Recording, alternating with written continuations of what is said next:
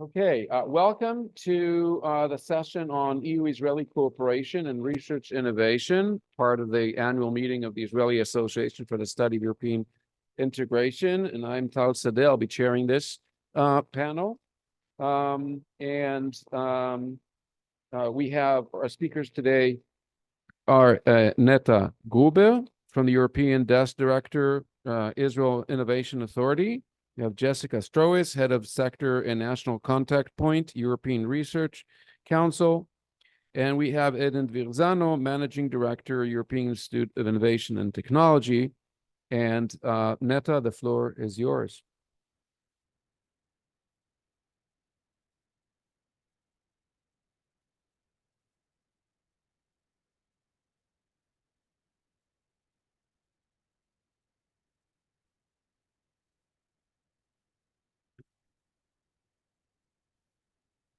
Okay. Good. I want to share this, I suppose. I want to put it on full screen. Or yeah, share it.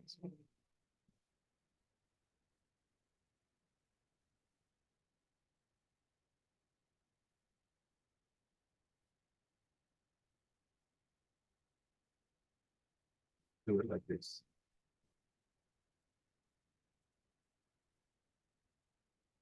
Okay. Thank you so much. Good morning. Happy to be here and thank you for this opportunity. Sorry, this opportunity to be forward-thinking and talking about positive things that we can do together. So my name is Netta Gruber-Perry. I'm head of Europe desk at the International Collaboration Division of the Israel Innovation Authority. I'll start by saying a few words about the Israel Innovation Authority, who we are, what we do to provide some context.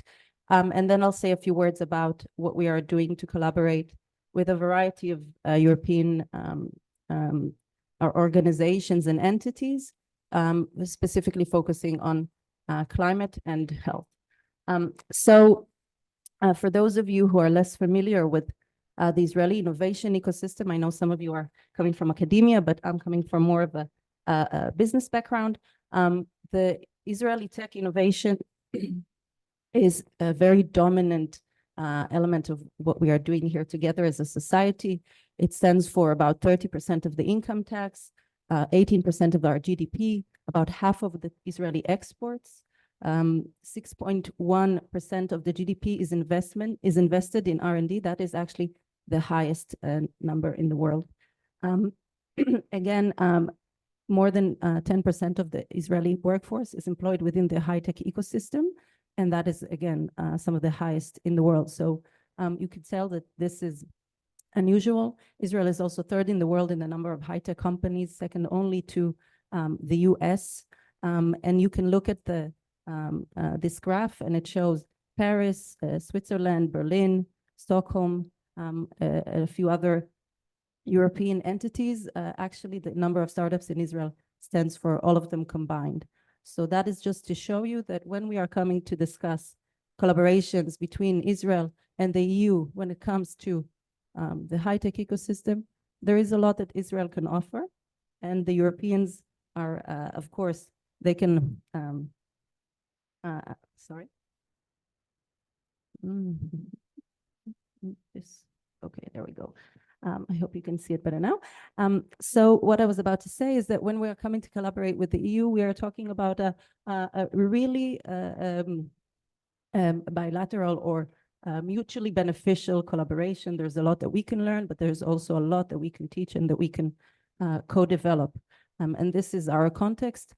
Again, also, we're talking about 400 multinational companies here in Israel and 500 active investment organizations. These are VCs, angel investors, private equity. And again, these are, for those of you who are less familiar, you would see that these are very impressive figures. So what is the Israel Innovation Authority doing in all of that? Our mission, we are Israel Innovation Authority is a governmental entity. So we have a public sector point of view. So we are always there to complement the private sector. Most of the activity that I just presented is taking place naturally within the private sector, but the government has a crucial role when it comes to developing innovation, and specifically in those fields that are at the same time strategic, both on the national level and globally, and challenging. Why are they challenging? Because they require risky, very resource-intensive R&D stages. Time to market is longer. There might be some regulation issues. So these areas are such as emerging technologies such as climate. And when I'm talking about climate, I refer to a very wide umbrella of technologies that includes water, food and agri-tech, sustainable manufacturing, energy, and of course, climate change adaptation and mitigation strategies and technologies. So that's a very wide area that we are focusing on. Another area that we are focusing on is called bioconvergence. So bioconvergence, imagine the nexus point between life sciences and AI and engineering. So things that would be like 3D printing of live tissue, or nano drug delivery, organ on a chip, things that sound very futuristic, but they are being developed nowadays. And the Israel Innovation Authority is playing a very crucial role in developing them. So we are working on applied research, on labs, on talent creation. Of course, we are investing in startups. So we have an annual budget of about $500 million that we use to provide as loans and grants to startups. And as it's mentioned earlier, removing growth barriers, using our unique position as being at the same time governmental, but very much oriented towards the private sector. So we are trying to act as an honest broker and to lobby to the government changes that need to be created in order to develop innovation. So that is the context. Yes. During wartime, just a word about that, because we are during wartime. This is a picture from NASDAQ. Israeli tech delivers no matter what. 5 minutes. Okay, I'll go faster. The Israel Innovation Authority also has a bridging fund that is aimed at supporting Israeli companies in these difficult days. And now to what we are here to talk about. You have actually been lucky to be the first ones to publicly learn about this exciting initiative. It was planned to be launched during COP, but then life happened and we needed to change. But this is nonetheless an exciting collaboration between the Israel Innovation Authority, Vinnova, which is Sweden's innovation authority, Business Finland, Enterprise Singapore, which is also interesting, but it's not European. And actually, we also have on board, but they're not official here yet, FFG, which is an Austrian innovation authority. And the idea here is to create a global climate tech alliance to work together and to create outcomes for the climate tech ecosystem that would really drive change globally and improve our lives for the better. Okay, so I won't get into details, but you can look at this and hopefully you hear a lot more about this in the future. And I can also be optimistic and share with you that our partners are committed and they're with us, and it's not to be taken for granted, so we appreciate it. I was talking earlier about bioconvergence. So this is a field in which the Israel Innovation Authority is very active, and we are working with a variety of European entities to develop that field. So we are working with research institutes. We create funded consortia for applied research in these fields. We're working with private investors to create matching for seed funding for early stage companies. We work with hospitals and multinational companies, pharma companies, to create joint R&D for Israeli companies together with these entities. I could give examples of those specific European entities if you wanted later on. Technology labs and incubators that we are creating here in Israel based on specific areas of interest on a private-public partnership together with our partners, with the different regulators, so the ministries of health across Europe. We are actually working to create pilots and sandboxes for advanced regulation, for example, in health data. And this is where we see that there is a lot of potential to collaborate and to create synergies and to create global impact. And of course, as I mentioned earlier, with our equivalent funding agencies. And we see that there is a lot more potential there. So I'll stop here. I can elaborate later on with questions. I'm out of time. Okay. So maybe I'll just mention that we also have a climate tech call for proposals based on this alliance that I mentioned earlier. And the idea there is to work with the different corporates, European corporates and other corporates, for them to pose their challenges and for the Israeli startups to present their solutions. And this is a win-win because Israel is a major hub for innovation, but the market here is tiny. The European corporates are looking for innovative solutions, and they can find them here. And this can help the Israeli companies grow. And this is really a way for, I think, the Israeli economy, first to grow, and second to have an impressive and long-lasting impact, a positive impact on the world. And this is something that we're happy to be working on every day. So thank you so much.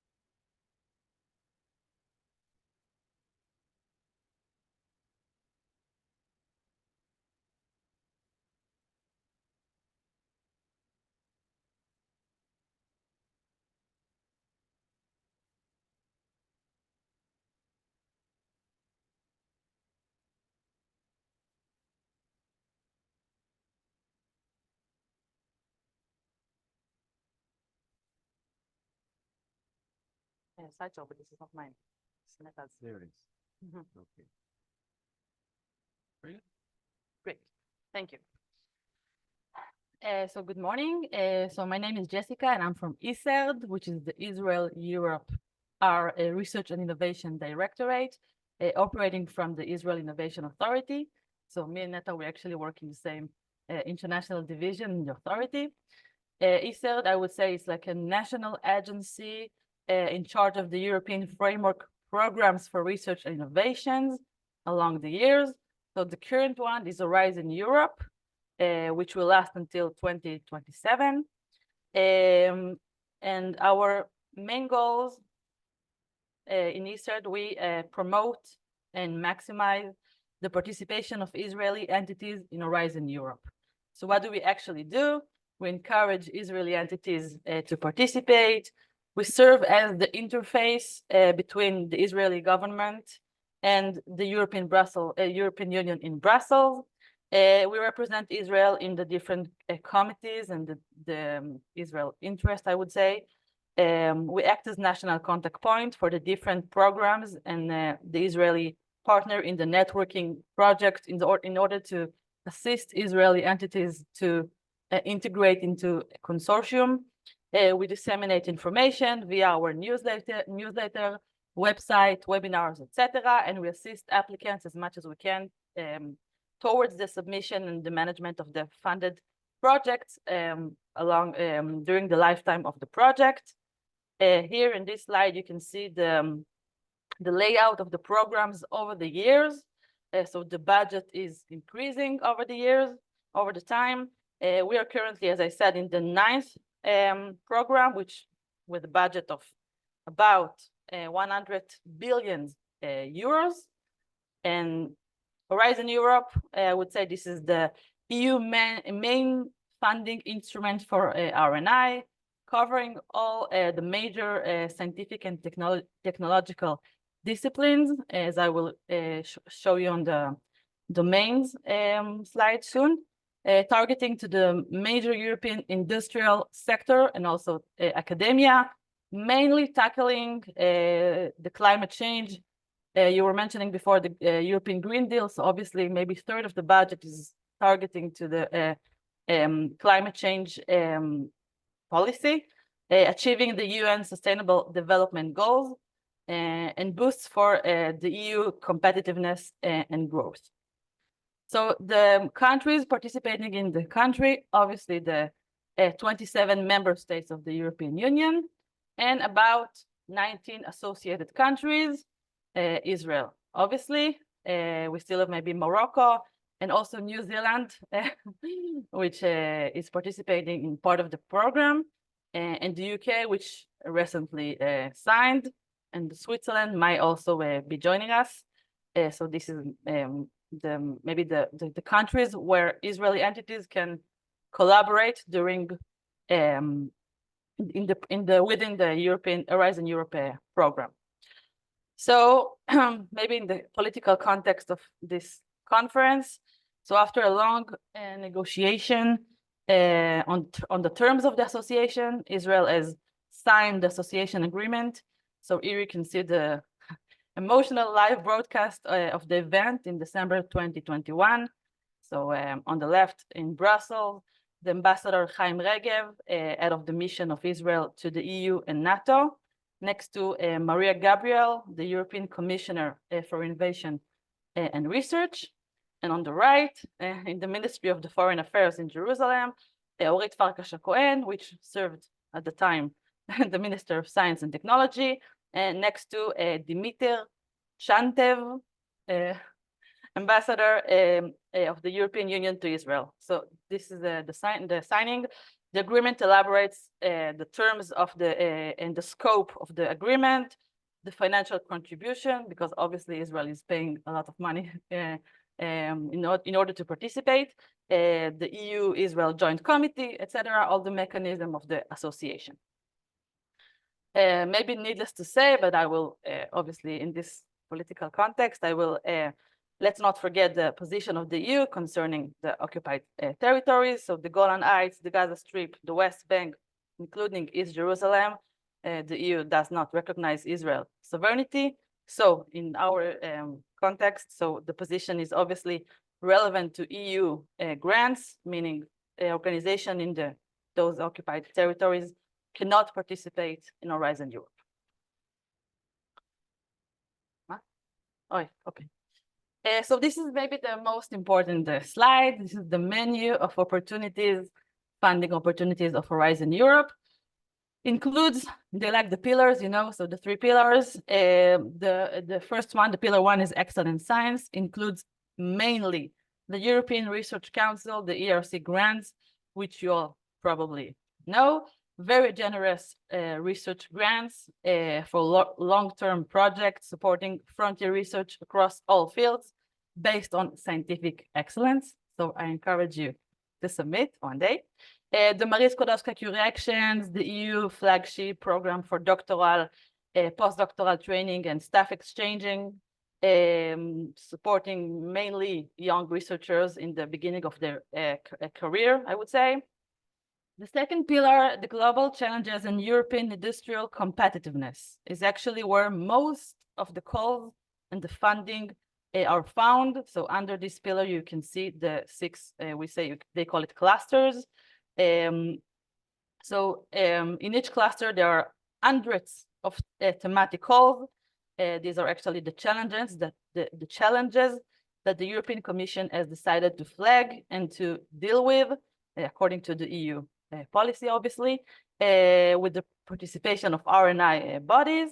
Here, the submission is in the framework of consortium. So the idea is to work together, all types of organizations, so universities, academic colleges, research institutes, NGOs, civil society organization, everybody, local authorities, municipalities, and obviously all the researchers and the people acting on behalf of these bodies. So you see the domains, so the cluster 1, health, cluster 2, culture, creativity, and inclusive society, which mainly deals with democracy and governance, the preservation of cultural heritage, and socioeconomic trends and transformation. So this cluster is obviously designated and aimed for social sciences and humanities researchers. So I enjoyed this opportunity to highly encourage you to participate and benefit from European funding and cooperation with the European organization. Cluster 3, civil security for society, which mainly deals with the fighting crime and terrorism EU external border and cybersecurity. Cluster 4, digital industry and space, which mainly deals with robotics, artificial intelligence, augmented reality, etc. Cluster 5 stands for itself, climate, energy, and mobility.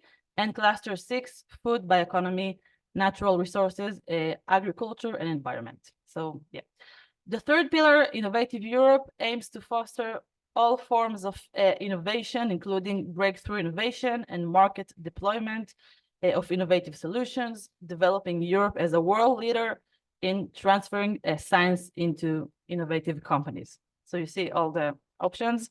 I will say that under this pillar, the most popular program in Israel is obviously the EAC Accelerator, which offers very generous support to startups and SMEs that have innovative, game-changing product, service or business model that could create new market or disruptive technologies, all the big words, existing ones in Europe and even worldwide. I will say a few words about Israel's success. Maybe it's interesting, Israel's success, okay, in the program. So of course it changes. It's very changing from one program to another. Of course, I will mention the Israel University, Tel Aviv University, and the Hebrew University in the ERC program. So we have dozens of Israeli PIs winners every year, which means millions of euros invested in basic research in Israel. So we're very proud of כל הכבוד לכולם. And I will briefly give you some data about the success in the ERC, so you can maybe be proud. So from the latest 2023 results, the ERC calls. So in the starting grant, we have 26 Israeli PIs, after France, Germany, Netherlands, and the UK. Of course, countries that are much bigger in terms of the ratio to the size of the population, above the average success rate. Then in the consolidator, 14 Israeli PIs after France, Spain, Germany, and Netherlands, and the UK, again, above the average success rate. And in the synergy, again, you see 6 PIs, it's a lot of funding, it's a lot of money, so we're very proud, very happy. Just a little information from the dashboard, okay? This is the dashboard. You can always also access if you want. It shows you some data. So the amount of money Israeli entities have received so far in Horizon Europe, which is more or less 2% from the total European budget, 500 signed agreement. The total success rate is about 18%, which is a little lower than the European success rate. We can still improve. We're working on it. And you can see here, okay, maybe you don't see it, the top organization participating and getting funds. So, of course, the university, Weizmann, Tel Aviv, the Hebrew University, etc. And maybe the type of organization. So you can see higher education organization, they get most of the funding in Israel. Then the private sector, then public bodies and research organization. The last slide, this one, to show you, maybe, I don't know if you can see, but other organization. So mostly academia, universities. So כל הכבוד לכולם. And that's it. Happy to take questions. Thank you. Thank you very much. Our next speaker is Eden Virzano from the EIT. אוי. מה פרסתי עם זה?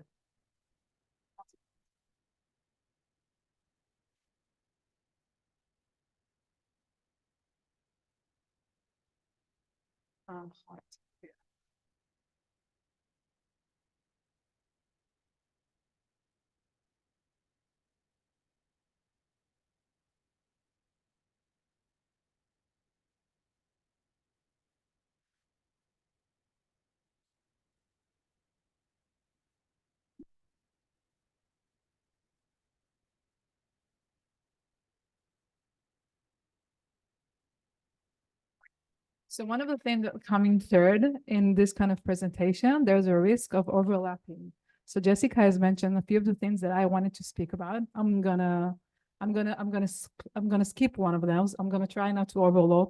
So I'm gonna go very fast, and I'm actually gonna say, Tal, we will need probably less than 10 minutes for my presentation, but that's okay.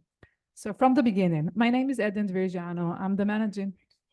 I don't know how to speak slowly. This is, we're Israeli, we do everything fast, right? So my name is Eden Virgiano. I'm the managing director of EIT Hub Israel. I joined EIT just a year ago. My background is mainly from the industry. I used to work at a consulting firm, one of the leading one, Deloitte. I used to manage the marketing and business development for the tech industry. And then I did some country branding roles. So mainly my specialty is either branding to and doing marketing to and partnership to the ecosystem, the Israeli technology ecosystem, either marketing them to the world. This is where I come from. And just from the beginning, so when we want to talk about what Europe is doing to, I would say, position itself as a key player when it comes to innovation, Horizon Europe is probably the most, I would say, significant effort of doing that. So I'm just going to briefly touch on it. Jessica, you did a great job. And then I'm going to talk about how does EIT is actually helping with this mission. What are we doing a global approach, and especially what are we doing here in Israel with this mission in mind? So I'm going to assume most of us know Horizon Europe, but Horizon Europe as the framework, the European framework for research and innovation, the budget is huge. It is 95.5 billion euros for a framework of 7 years, with the mission practically to help achieve the SDGs goal, to tackle climate change, but also to create jobs, to create economic growth, sustainable economic growth, and this is Horizon Europe. And I think one of the most interesting things that you can see is EU is and the Europe is investing a lot of efforts when it comes to investments. Okay, so when we are seeing the numbers in 2022, comparing the two numbers to 2019, we are seeing an increase in investment and R&D investment as part of the GDP. But all other nations are doing the same. So this is just to show you why does Horizon Europe is a significant strategical framework that Europe has to continue in the support of it. What we are seeing is all nation has increased in the past 3 years their investment with R&D. We are seeing a slight decline with the Israeli investment, but as Neta showed in 2023, there is an increase in the past year. So well done for Israel, really. I was very glad to see those numbers. And 3 pillars, okay, one pillar is focused on creating, I would say, science and technology impact. The middle one is a social impact, sorry. And the third one is economical impact. EIT is part of pillar 3, Innovate Europe. And what is EIT? EIT, it's a European Institute for Innovation and Technology. As we all know, when it comes to, I would say, innovation within the academia research within Europe, Europe is one of the leading, it has one of the leading academia institute. But those innovation, those research, not always are coming to the industry. Okay, so they are staying within the academia in a lot of time. There's a lot of reason for that. One of the main reason is that researchers, PhDs within the academia, their mindset is always how to get the next grant and the next grant, and not how to take their innovator to the market, not to see if there is there any interest within the industry, whether they are focusing on trying to see if there's a specific call Corée, how do we say call Corée? Open calls, if there's a specific open call for that. And this is something that EIT has set our mind of doing. Our goal is to make sure that we drive innovation across Europe by actually supporting entrepreneurs, innovators, and students. How do we do that? First of all, we were established in 2008. We are the largest innovation network within Europe, meaning we have more than 2,400 partners, which are paying partners. We are a pan-private, an independent official body of the EU. You see here, we have partners from the academia side, from the industry, SMEs and multinationals, cities, organization, research centers. So basically, I would say if you are a player within the innovation ecosystem, you are part of our network, which The reason I'm saying you are paying members within our network is to just explain to you the full engagement that they have. It's not like a network when you can say it's an ecosystem network. No, they are streaming, they are sitting in our governance, they are actually impacting our decision within the EAT. And what we are doing, we have 3 pillars of activity. The first one of them is education, which means we support the training of the next generation of entrepreneur. It ranges from a few, I would say a few days online course until supporting an MBA degree, which is sponsored by, partner with one of EAT's KIC. We also have business creation pillars, with this one as the supporting of creation of new startups, supporting scale-ups. For example, last week, CB Insight has published a ranking of the best 25 acceleration program worldwide. So the first one was Y Combinator, the second one was Plug and Play, and in the 10th place, we had EAT's acceleration program. We topped rank Microsoft and Meta, just so you will get a glimpse of how significant our activities within the startup ecosystem within Europe. The third pillar of activities that we have is innovation, which innovation means practically our job that we are doing with the industry, bringing new product and services to the market. Just a glimpse of what does it mean to be the largest innovation network within Europe. We have 70 physical hubs across Europe. We supported the creation of 5,600 ventures. So ventures can be either startups or scale-ups. Those ventures raised 7.3 billion euros, and we supported the creation of 17,000 jobs since we established. So what are we doing? We're building pan-European, long-lasting partnership. EAT has identified 9 areas of global challenges. Around each area, we are developing a network of partners, what we called it KIC, Knowledge and Innovation Communities. So in 2010, we launched 2 KIC. The first was Climate KIC, which with the mission to accelerate the transition into net zero economy. The second one was EAT Digital, with the mission to drive European digital transformation. Then in 2050, we launched health and raw materials and energy. And in 2017, food, manufacturing, and urban mobility. Urban mobility is focusing on smart green transport, mainly in cities. And manufacturing is focusing on strengthening the European competitive advantage. In 2023, we officially launched Culture and Creativity, which basically means to unite the European creative industry. And in 2026, we will launch Water, which is ocean and sustainable water economy. I definitely see a lot of, I would say, advantage to the Israeli knowledge when it comes to water. So what's our global approach? As you saw, EAT is it has a wide range of hubs within the European ecosystem. And 6 years ago, EAT, 3 minutes, I'll be faster.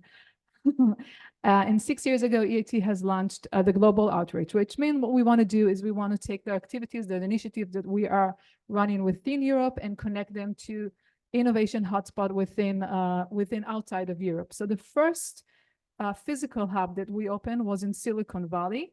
The second one was in Israel. I will say this decision is not political decision, but I am sure that the Commission has an impact on it. So the fact that Israel was the second hub that was open outside of the EU it's a very successful story for Israel, just to showcase how much Israel is strategical when it comes to innovation.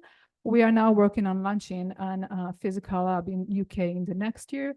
And we also have our global platform. Global platform means that before we're going to open a physical hub, we will first do some kind of POC. We will try to do a validation of the potential in collaboration within this global location. So about the Israeli hub, we were established 5 years ago with the mission to create synergies and to increase the number of collaborations. Basically, what we're doing, we have our own network. We are building a network within the Israeli ecosystem, and we take that network and we take those KICs that you just saw, the 9 KICs of Knowledge and Innovation Community, and we combine them together. So this is just a glimpse of our network. You don't see here the startups, you only see the academia and the industry and the government and the VC funding, but we work with them together in order to increase technology collaboration. And I'll go very fast on it, because the way Europe is doing innovation is structured, so is the way that we are operating. We have a portfolio company. When I say we, I mean the Israel hub. We are a very lean team here. We are a team of 4 people. So the way that we do we do the bridges, we have a portfolio of companies, six programs. Each year we run them. Each program is dedicated to answer a specific challenge that we identified when it comes to EU and Israel relationship, or to support a startup in a different life cycle. So I'm not going to go throughout all the program, just maybe a few that are interesting. Mission Innovation is a program that we developed during COVID-19, when we realized that newly diplomats in Israel have no social or business gathering. So they're having a really hard time to perform in their role.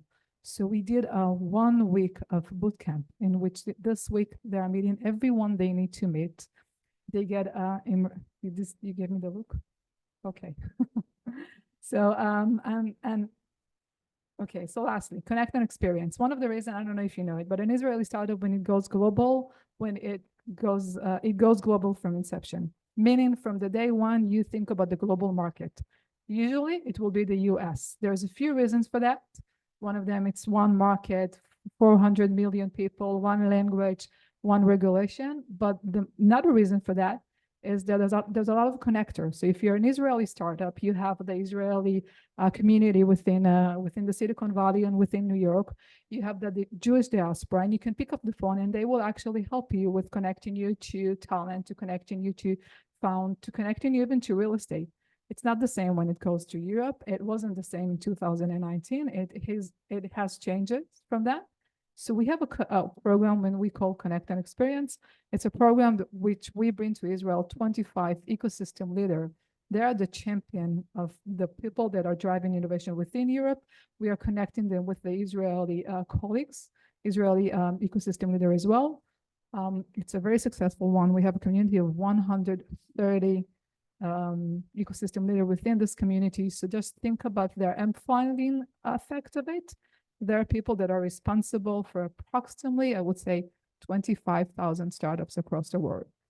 So the first day of the program was October 7th, and I will finish with that because I have to, but I have a lot to say. Thank you, Eden.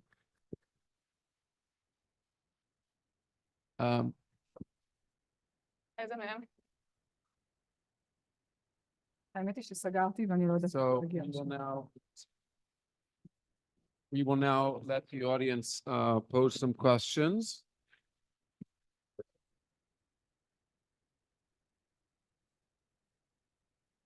And I will start with one of my own. If you could each of you briefly tell us what happened. You've all come up with final statistic for 2023, but have the last 2 months been different? Any sense of changing trends? Any feedback at all? Is this cyclical? I mean, not words that when the war ends, we'll go back to where we were. Maybe there's no effect. Maybe there are different trends. I'd like to hear a little bit about that. And is there anyone in the audience that would like to ask a question? Yes, Yossi, can you help Hila here with the mic, please? Thank you for the 3 interesting talks.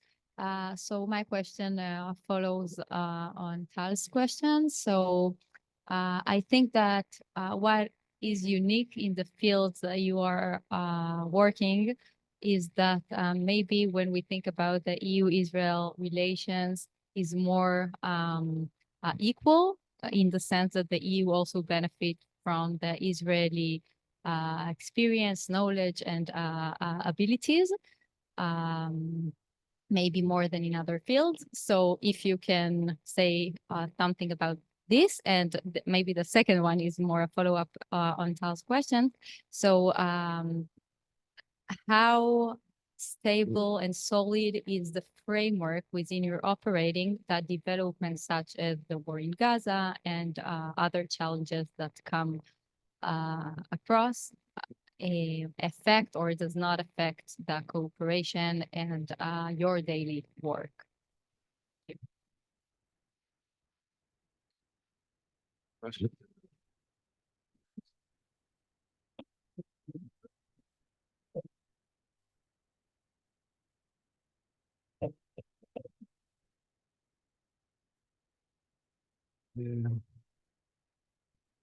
A question to Eden. Who finance EIT Israel and how many workers you have? A question to Neta and Jessica. The main intention of the Israel becoming member of this program was to stimulate the industry. But the numbers that you show over the years shows the opposite. That is, the academy is the one that is winning most of the money. Can you explain us what's the reason and how you manage with this challenge? And a second question for you too, please. One of the articles of the agreement is the fact that Europe can reciprocate and make investments in research and development in Israel, and to what extent this article is used by European, and if you can give some examples. Thank you.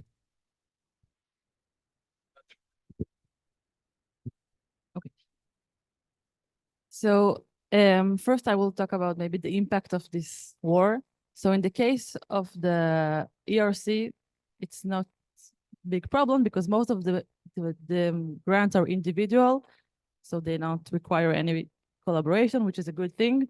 And we hope that the numbers will keep the same, even more. So this is a good thing. In the case of collaboration in consortium, it might be a problem. We've heard of some organization, mainly from the academia, that they don't want to collaborate with Israeli organization, which is not a good thing. But we have our diplomatic channel. We have the manager of ISER, Shlomi, will talk in the next session. And we have our diplomatic channel. So if there is an acute, multiple cases, we have our channel because Israel is participating in the program and paying a lot of money. So it should be maybe solved. I don't know. We've heard of some cases that maybe, for example, organization, one university from Israel should be the coordinator, and then some other European organization said maybe Israeli university cannot coordinate this program because of the situation. So we heard some cases. It might be problematic. We hope the impact will not be so damageful, but we have our I would say our tools to manage with it, and we can only hope for the best. And about you said about the industry, and so most of the money in Israel arrives from the ERC. They are much more generous grants than the one in the consortium. So this is the reason why you see the numbers of the universities in Israel. They are leading in the list. But yeah, we are pushing and working in ISER and also in collaboration with the EIT hub to get as much as possible cooperation with European bodies in the consortium framework. And so yeah, so we really push for it, and we really want to see much more collaboration in the consortium, where most of the money of the Horizon Europe is found. Israel is more successful in the ERC. We want to push the success also to the collaboration and hope for the best. And about the last question, maybe Shlomi will talk about it in the next session. I don't think it's very in the roundtable. I don't think it's very much implemented. So I don't want to address. Yeah, maybe. Yes. Thank you. Tal, to your question, first of all, both Eden and I mentioned that Israel is outstanding, and it's unusual in many ways. So we mentioned that Israel is actually highest in the world in the expenditure on civilian R&D. And it's worth mentioning that the vast majority of that funding is coming from private channels, and the vast majority of that private funding is coming from abroad. So Israel is definitely exposed to fluctuation in the trust and in the support of international funders. And this is something that we've actually seen before the war with the judicial reform that had a major impact on investments here. So yes, definitely. And this is something that the Israeli Innovation Authority has researched, has published a report about, and is warned about, and definitely we're seeing impact of that. And the Israeli tech ecosystem is amazing, but it's not. And I would say, it's resilient, but it is still affected. And it's not completely detached from what is happening around it. The contrary. So definitely, I'm an optimistic person, and I'd like to remain that way. But definitely, there's a reason to be worried and to continue monitoring that. Many early stage startups are facing major challenges to get investments now. And this is something that we should all be concerned about it to see how we can support that. So that was to your first question.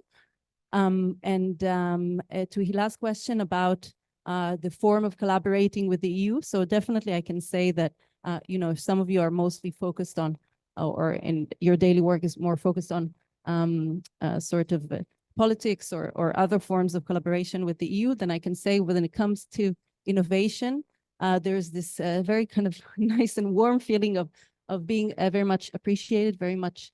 I hear it all the time in my work. I work, with various colleagues around Europe, and always this message repeats of how impressed they are with what is happening here and with the Israeli innovation, and again, how innovative it is, how resilient it is, and how it is able to deliver.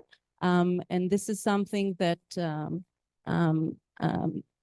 now in current days, we're still hearing. We've actually received quite a lot of support from our partners, and I will say that again, we don't take it for granted, and I think it's great to see both on the kind of organizational level and on the personal level that we've created strong relationships, and we see that our partners are cautious, as Jessica mentioned, they are cautious, but many of them are saying, let's hope that peace is restored here, or well, if we could say peace, yeah, if the balance is restored here, and then we could continue collaborating. Definitely now we're seeing that everything is paused, so that's a challenge.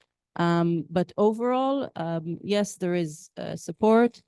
Depends on different people would react, or different organizations would react differently, but we are trying to focus on those that are interested to work with us, and as I mentioned earlier, to work on global issues that are of interest to everyone, climate, health, and other challenges that Israel has a lot to, I think, give to the world in these challenges, and the world is, or Europe is aware of that, and then I hope that we could continue collaborating. There was maybe another question here. I'm not an academic, so I didn't write all of them down. If you want to remind me, and I'll refer, but I'll pass. So I'll start from the end. EAT is founded by, the Israeli Hub is founded by EAT's grant, and we are, as I said, private public. So is it better right now? I haven't changed a thing. It does. So it's yeah, okay. So it's funded by the Horizon Europe grant eventually, but we do have we are self-sustainable as well. So we do have incomes from the program that I showed you earlier. Each program is co-financed with partners. So and we are a lean team. We're a team of 4 to 5 people within the Israeli Hub. But answering Hila, your question, and Tal, your question, I would say that there's a difference between the official side and the non-official side, okay? So officially, we are seeing support. Officially, definitely when it comes to an official body of the UN, we got a lot of messages from EATs and from our partners saying we're supporting you. Unofficially, we are in the business of building bridges. And now within those bridges, you see less cars that are usually driving, okay? And I'm not talking about that we cannot build new bridges, because in terms of motivation, think that you don't have to be, I would say, anti-Israelis, but a lot of institutes they're afraid of getting into some kind of this, I would say, hard discussion with why is there an Israeli on stage? Why are you collaborating with Israeli? So they're taking the European, I would say, very polite approach with avoiding, okay, avoiding asking us to do stuff, avoiding putting Israelis on stage. Sometimes they are even, making the decision for us. They are doing it in terms of, we don't want to put you in a non-safe position, and this is why we'll rather not having you. You said something about coordinator. So when it comes to the academia, there's a difference between collaboration within the STEAM, science, technology, engineering, and math, and between the social science, okay? So the STEAM, I don't think we're seeing this kind of bio-cut calls, but in the social, it's a lot harder. And again, it's all under the surface in a lot of ways. I would say that in terms of support, we're seeing a lot of support. Then it comes from maybe the Eastern countries. Okay, so Hungary, Poland, Romania, those are countries that are more pro-Israelis. They need our collaboration, maybe more than countries from the Western Europe. Okay, so Paris, and there is a difference with that. We also seen a lot of support from the Balkan countries. The Balkan countries, the conflict with the Ukrainian has made Israel technology, Hila, you said, what are they looking in Israel? So it made Israel technology, when it comes to defense, very, very attractive for them. So this is one thing that we are seeing. In terms of what Israel has to offer to the EU, okay, so when it comes to startups, usually we ran a few programs for startup Israelis and European startups. Startups are looking for capital. Sometimes it's a lot easier for European startup to raise capital within the Israeli capital VC community. But they also have, I would say, a much easier access to decision makers within multinational innovation hub within Israel. A lot of the time, it will be easier for European startup to come to Israel, to connect with the Israeli team that are responsible for innovation within those corporate, and to work with them. So this is something that we still have to offer to the EU startups ecosystem, but we need to make sure that those companies will not leave Israel. This is the second thing. And I think like 5 years ago, maybe 10 years ago, we all drove on the wave of being Israel, the startup nation.